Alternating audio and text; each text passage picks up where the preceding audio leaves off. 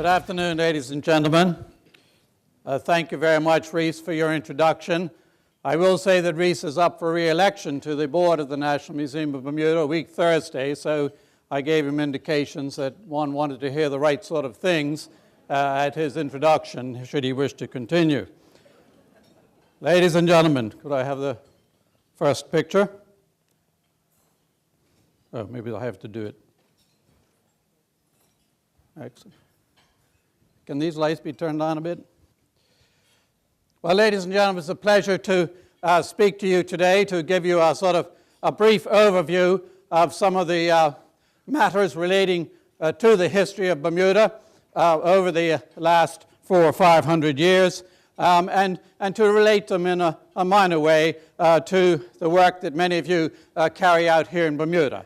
And before doing that, I would like to thank all of you for attending this conference, and all of you for what you do for Bermuda and its economy and the people of this island. And also, many of you are donors to the National Museum and to other organizations in Bermuda that help to preserve what's unique about this island. Whoops, sorry.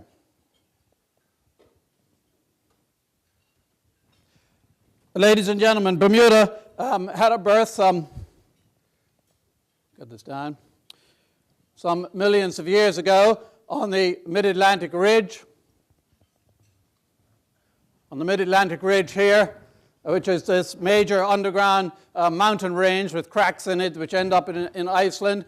And Bermuda was born here and then moved to the west, dragged to the west with continental America. And now the hot spot which formed the volcano, which goes down 15,000 feet below the surface here today, was moved to its present position, and the hot spot was left behind. Subsequently, Bermuda is one of the most remotest places on Earth from any other point of land, and consequently it was not discovered until 1505, when a chap called Juan Bermudez was on his way back to Spain out of the Caribbean Sea and came up to the latitude of Bermuda and discovered it, and his name eventually was placed upon it. Juan Bermudez was illiterate, and so unfortunately we don't have his own account of what he did in Bermuda and when he saw it. Now the Spanish in passing isolated islands appreciated there was a risk of shipwrecks, and so they took out the necessary policies, and one of them was very straightforward. Sorry. This is the first public mention of Bermuda, the first public, it appeared in a publication of 1511, and as you can see it upside down there, La Bermuda, later known as a place with 45,000 alcoholics clinging to a rock, but I'm sure that doesn't include any of you. It was on the major sailing route out of the West Indies was to come up to the vicinity of Bermuda and turn right and head back towards Europe, and hopefully you're on the right side of Bermuda, not the left-hand side, as many ships were, and they ended up on the rocks. So the policy the Spanish took out was to place pigs on Bermuda, throw them overboard, or they swam through from shipwrecks themselves, and so the policy was to have something to eat should your people be shipwrecked on the islands. And they did this on a number of occasions, adding more and more, and we still have a remnant population of these animals up at Tom Watson's farm. They've survived in a place, a small island off the coast of Georgia, and there were a number of shipwrecks that took advantage, the crews took advantage of this when they were wrecked at Bermuda. Now, one of the most important shipwrecks was the wreck of the Sea Venture. It was an English ship on its way to Jamestown, Virginia in 1609. They met up with a hurricane. They weren't terribly prepared for these sort of winds and so forth, and the Sea Venture was going to the bottom. With a bit of luck, I don't say it was a part of an insurance policy or forethink and so forth and so on, the only place in the West and North Atlantic where they could have been saved was Bermuda. The storm cleared, and right in front of them was Bermuda, just off of St. Catherine's Fort, and they ended up on a reef there, and everyone was saved. They stayed in Bermuda for 10 months, and when they eventually built a couple of ships and got on to Jamestown, Virginia, word got back to England, and that remarkable story became the basis for William Shakespeare's last show, The Tempest. One of the important outcomes of this was that when they got to Jamestown, the new fledgling colony that eventually became the United States of America, wasn't doing too well. And no less an authority than the New York Times reported recently that cannibalism had taken place. And one of the accounts says, "Nothing was spared to maintain life and to do those things which seem incredible, as to dig up dead corpses out of graves and to eat them." The article goes on to say, the colony, that is to say Jamestown, was saved in May 1610 by the arrival of the settlers who had been marooned at Bermuda. And they brought with them the swine, pigs from Bermuda, the kaha, the native indigenous bird, which they'd salted up and so on. So as I often tell people, some people appreciate the humor, that the new United States was in fact saved by the pigs from Bermuda, or the swine from Bermuda. Well, Sir George and the people at Bermuda during that stay realized that Bermuda was not the Isle of Devils, as has often been said, but it was a wonderful, salubrious place, as I think all of you will acknowledge today, on a day like today, just going outside and looking at the water and the beach and so on, and all those lovely Bermudians, that this is a wonderful place. So the Virginia Company determined to settle the island, which they did in July of 1612. And one of the first things they did to ensure and reinsure life was to build a series of fortifications, here published in a map by John Smith in 1624 for the entire world to see, sort of ruining your defense policy. John Smith of Pocahontas fame. Some years ago, we started to look for these forts to see what the evidence of the correlation was between John Smith's map and things on the ground. So here you are, see the forts. The eastern end of Bermuda was always the danger zone because the reefs are very close inshore. And these were the 10 little forts they built within several years of settlement in 1612. This is the old channel going into St. George's Harbor through here, and they built 2 forts to protect the harbor and the town of St. George's, which of course is the oldest town of English design in the New World and now part of Bermuda's World Heritage Site. And at one of these forts, it was later demolished. The 1613 fort was demolished and overlain in green with a fort after the American Revolution. So with colleagues from the College of William and Mary, we decided if we dug through the later fort, we might find the earlier one. And so it proved to be. And here you can see the design of the earlier one, 2 little towers of a late Renaissance fort. And there they are just peeking out through the rubble, as it were, digging through the older fort. And when we did this, we had to remove a lot of roots and that sort of thing and so on. And one chap was just about ready to cut through one of the roots when we called a halt to it. And we found that during the construction of the later fort in the 1790s, 2 of the workmen had died. And there's one of the chaps there. They didn't bother to row him back to St. George's. It would have taken them 10 minutes. They buried him inside the fort. And he actually had a penny in his pocket in the old pagan way to pay the riverman to get across the river Styx. And that penny was minted in Connecticut in 1787, 4 years after the Treaty of Paris. But things changed slowly, particularly with things like the monetary authority and so on. And they still had the king's head on the back of the coin 4 years after the end of the war.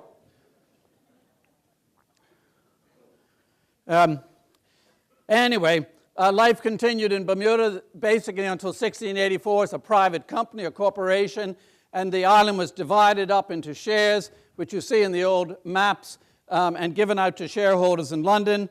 They sent out tenant farmers and so on, but I think it was one of the few corporate exercises at Bermuda that probably never made any money for its shareholders, and the tenant farmers usurped the land, got up to all sorts of skullduggery, as you may know from other experiences with we Bermudians, but that's a subject for another matter, and on life went. Now, one of the problems in Bermuda was the direction of the wind, the prevailing wind coming from the southwest and the islands like that, going from the southwest to the northeast. And so as a result of that, we now believe that the Bermuda rig, which is the most important invention in sailing technology after the European square rigger, was invented at Bermuda before 1684. Every yacht running in the Newport Bermuda race or the upcoming Marion race carries the Bermuda rig. We believe it was invented here because of the problems of getting back and forth from Somerset to St. George's. And recently a manuscript of 1674 has turned up, sail types of the world, and there in the left-hand corner, sorry, wrong button. There in the left-hand corner is the Bermuda's sail, one of the 10 sail types of the world this person has recorded. So this is a major invention. It'll probably never be bettered. Fore and aft sail mean you sail very close to the wind to ensure that you can get back and forth and communicate between the two ends of the islands. And of course, it then resulted in the Bermuda sloop made out of the local cedar. The image at the top is a painting of HMS Pickle, which took the news from Trafalgar to London of the victory at Trafalgar. And of course, it's still celebrated today. It's Pickle Nights in New York and London. And that was a Bermuda-built vessel carrying this fore and aft rig, as does the new Spirit of Bermuda, which I'm sure many of you know about here in Bermuda today. Now, ladies and gentlemen, life went swimmingly along.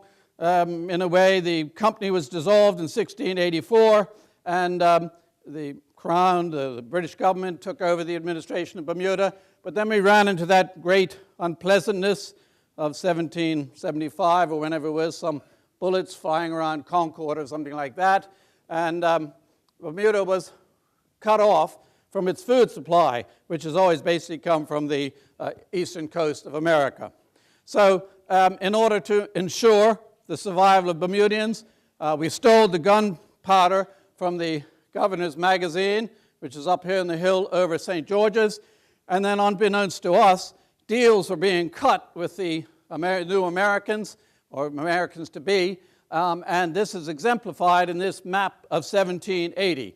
Now you'll notice, if you look at it very carefully, on a number of these houses there are little X's, almost sort of like a Passover symbol, and at the top it says X, Friends of the Americans. Well, no one really gave much thought to that, but in the digital age we've been collecting good color images of all these sort of things, and along with this map came the list. So now we know who were the Friends of the Americans. And if you read closely, you'll see Fletcher, Mosley, Cannoneer, all sorts of names you just wouldn't expect. And these are the people that we now, the inside traders who are cutting deals with the Americans. So if the town was invaded, their houses would be left alone, and the houses belonging to people like me would have been knocked down or looted or whatever and so on. So these are the facts of things that are coming out in terms of insuring and reinsuring that you make your way out of the conflict then going on. As a result of that war and the independence of the United States, Bermuda rose to prominence. Before that, it was basically a sleepy company town, but the British military realized, having lost all of our harbors on the eastern coast, used to all belong to us, Boston, Chesapeake, New York, whatever, that Bermuda was nicely situated halfway between Canada and the British West Indies, for which they could establish a naval base to control the new United States. So the first thing you had to do was send out a surveyor, Captain Hurd, in the 1790s to find a channel through the reefs for the large ships for the Royal Navy. And he spent 8 years, if you can imagine it, out on the reefs, surveying all these rocks and outcrops and whatever and so forth and so on.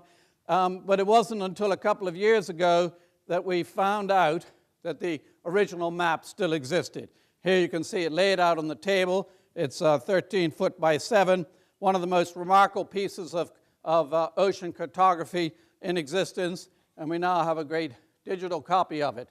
And there you can see it. It's probably one of the most important maps. We believe it is the most important map of Bermuda. Not only does it show all the reefs and all their glory, but if you blow this up, it has all sorts of features in the landscape, including what we consider to be all the principal houses in Bermuda at that time. A wonderful piece of cartography. all made because the United States went independent, but taken out as a policy to find a place so the naval base could be established at the western end of the island. So a naval base was started in 1809, which is now part of the National Museum. Bermuda is part of that. But then we had a bit more problem with the Americans in the War of 1812. And so in the late summer of 1814, a fleet left Bermuda. And fortunately, the herd survey had been done because the wind turned contrary and the ships couldn't get out past St. Catherine's Point. They had to take a route out through the North Rock with the assistance of the herd survey. And as the Admiral said, looking from his house down near Trinity Church, if the wind turns contrary, it'll do Americans a great favor because all his warships would have been on the rocks. Anyway, they got through and went and sacked Washington. And as you may know, the White House today is called that, not from any sort of whitewashing or anything like that, but it was burnt, and they couldn't get the soot out of the stonework, and so the house was whitewashed. The White House was whitewashed. Any of you have gone on a tour of it, when you come out of the tour into the portico there, they'll show you there's one rock left that they didn't paint over to show you how the house had been burnt at that time. Now, people are into reenactments nowadays, but I can't seem in these particular days of terrorism everything get any sort of enthusiasm for a reenactment to go back to Washington and whatever, you know. However, we have been able to point out to our House of Assembly here that they are being presided over by King George and Queen Charlotte, which are purloined pieces of heritage which were stolen from Washington during the attack on Washington in August of 1814. So these were found in a warehouse there and brought back to Bermuda. There are two pairs of them, the other pair is in the Cabinet House. So this is a House of Assembly in Bermuda with illicit heritage hanging on their walls. Well, as I suppose we do today, we have to play both sides in a way. And recently we had this photograph of St. George's Square on Ordnance Island in St. George's. On Ordnance Island, you can see the shells stacked up, cannonballs on one side, gun carriages, and a flagpole presiding over the square in St. George's. And we sort of looked at this and never really thought much about it, and all of a sudden the penny dropped. Of course, this wasn't the British Union flag. What was it? And we now believe it's the Bonnie Blue, inserted there, which was the flag of the first year of the Confederacy. So here were the Bermudians in St. George's. Instead of flying the Union flag, they had a flag hoisted up there, which was the major flag for the Confederacy. On the other hand, in 1864, one of the Confederate blockade runners that came out of the harbor in St. George's, having loaded up here to run the blockade into the southern states, apparently turned landward just below Gibbs Hill Lighthouse to let off the pilot and ended up on the rocks there and went down. Everyone was saved, but the question still remains as to whether this was a deliberate wrecking or not. Anyway, it's still there. It's a wonderful thing. Anybody interested in that period, you can actually see this ship on the bottom, which is very difficult to do, where most of the others survive in estuaries, muddy estuaries, and so on in North Carolina. Here's the paddle wheeler from that ship. Recently, 4 unopened bottles of wine were found in the bow of the ship, and along with 2 bottles of perfume unopened from Lubin of London, who was one of the early named manufacturers of perfume, and also a bottle of Florida water, which was a water of life, keep you older and that sort of thing. So we're hoping to organize a conference sometime and open one of the bottles of wine and see if it's still good and determine what it is. Just before the American Civil War, of course, Bermuda had to refortify itself in terms of its relationship with the United States. And so great works began at both ends of the island with the construction of the dockyard and then 5 major forts at St. George's, a building boom, the like of which was never seen again until Bermuda, until we built the American bases and then the large hotels following that. Now, the period of the 1840s, just before the Civil War, unfortunately, most of the British documents have lost, but we found a espionage document by spies sent down here by the forerunners of the CIA, and this particular fellow said that he came to Bermuda, said that he was ill, so that he didn't have to go to the parties and cocktail parties, and that's something that we don't quite understand nowadays. I mean, who in Bermuda doesn't go to the cocktail parties? But he instead walked around and viewed all of the fortifications, went back to his hotel room, and made this little diagram of the forts then building, their strength and manpower and so on. And that's allowed us to reconstruct this whole period, which otherwise the British records entirely missing from.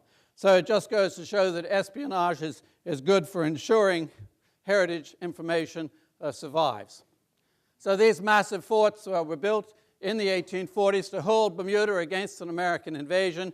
And the chap that did that also went back. He was moved to Fort Alcatraz, which later became a prison, and was so excited about his visit to Bermuda, he made a whole invasion plan for the island. Anyway, here's Fort St. Catherine, one of the big forts built at that period.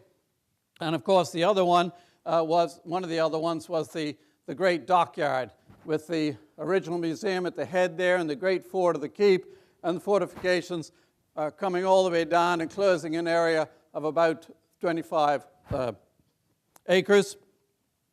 And all the fortifications are now part of the National Museum.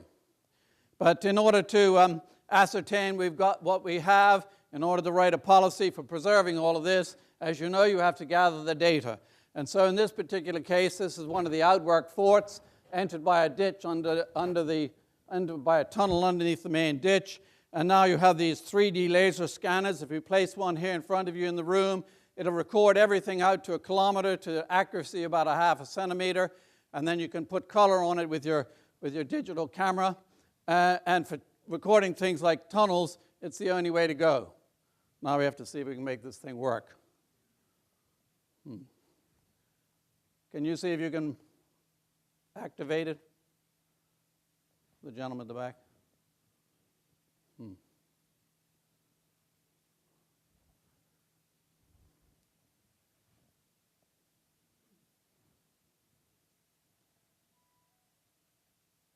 Well, there we are. It's supposed to take you on you basically walk through this and it goes down through the tunnel. Try in the corner here, it should come up with a little gizmo there. Anyway, this is amazing technology. If it worked properly, you can literally, you can take a journey through the tunnel without leaving your seat, and it's remarkable stuff. So what you're looking at here is the inner skin of the tunnel that's been recorded 3D laser, and you're looking sort of at it from the outside. And it's remarkable technology. It'd be great for exhibits and so on, where some people will never be able to go down in the tunnel and that sort of thing, but they'll be able to take the trip by themselves. Sorry. Anyway, all of this work, all of this insurance, all this reinsurance, building all these fortifications and everything was all for naught. In June of 1941, the U.S. Army appeared appropriately in a ship called the American Legion, and they took over the coastal defense of Bermuda. They built the airfield at one end, the Royal Naval Operating Base at the other, and basically settled in for the duration. And the U.S. forces here were here for 54 years, a great part of the Bermuda community. My mother came here from Boston as a clerk to work on the base, lived in the old Castle Harbor Hotel, and then something happened and she left, and you can see the results today. It's not terribly positive, but I think she enjoyed it. And they built the airfield, which was a wonderful thing for Bermuda, because when airplane tourism started in the 50s, unlike most of the other island destinations, we had a ready-made airfield, which was even better about it until 1995. Any of you who are Americans paid for it with your tax dollar. Now we have to pay for it ourselves, for which we'll never forgive Gorbachev or whoever those other people were who stopped the Cold War. The American activity in Bermuda continued right up until the end of the Cold War. We had P-3 Orions in the air 24 hours a day, dropping sonar buoys to track the Russian submarines.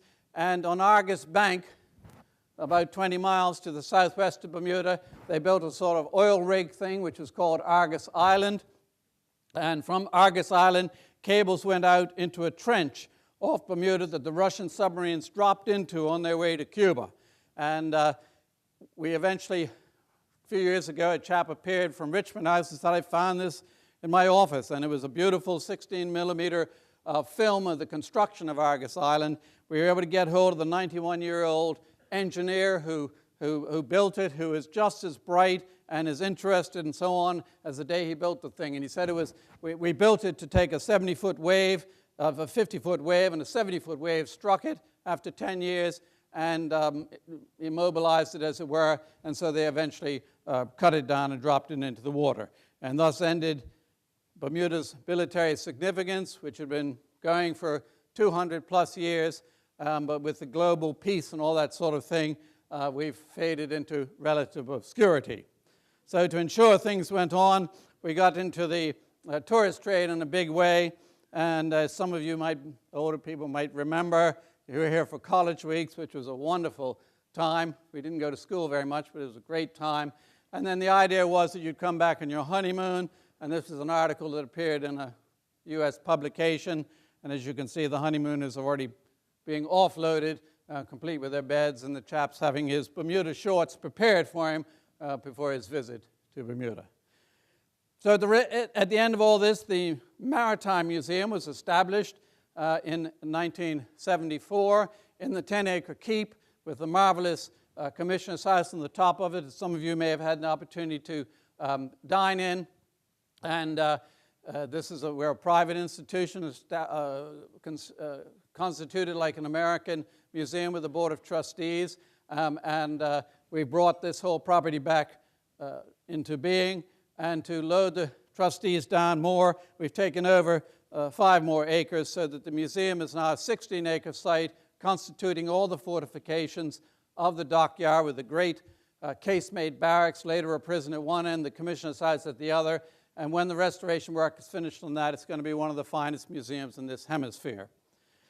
So, ladies and gentlemen, I do want to thank you for listening for a little bit, and to thank you also for the donation, which is apparently forthcoming if they're satisfied with my talk, which has allowed us to purchase this wonderful painting by a fellow called Edward James of blockade runners in St. George's Harbor. He did a series of these. This is one of the finest that we have, and that's now part of the collections of the National Museum. So thank you all very much for that. Now, I will say these are not diplomas. Please come over a bit further. These are not diplomas, these are homeworks, and you look like you need more.